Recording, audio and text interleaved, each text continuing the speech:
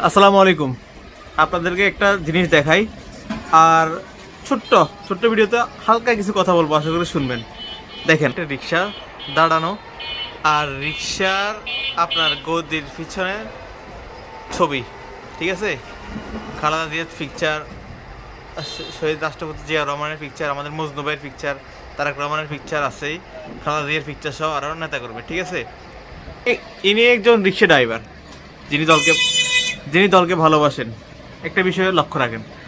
তো ওনার বাচ্চা কাচ্চা আছে যারা হয়তোবা ছাত্র দল করে, হয়তোবা যুব দল করে, অথবা স্বেচ্ছাসেবক দল করে, যে কোনো একটা দল করে।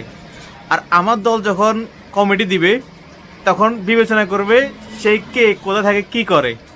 যখন সে রিক্সা ড্রাইভার, তার বাবা, যখন তার বাবার অর্থবিত্ত কম থাকবে হয়তোবা আমি জানি না, হয়তোবা তাকে পিছনে রাখবে, কারণ তার ফ্যামিলি স্ট্যাটাস এতটা ভালো না, বাবা রিক্সা চালায়। কিন্তু ওই রিক্সা চালক ঘরের যে ছেলেটা, সে অধিক দলপ্রেমিক, আপনার ফয়সাওয়ালা বাচ্চার চেয়েই। হ্যাঁ, তো যখন কমিটি দেওয়া হবে এই বিষয়গুলো যাতে মাথায় রাখা হয়, দেখা না হোক তার বাবা কি করে, রিক্সা চালায়, মাটি কাটে।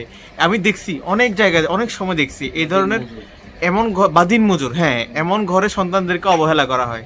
দেখেন, তারা কিন্তু সত্যিকারের অর্থেই দলটাকে ভালোবাসে এবং ধারণ করে।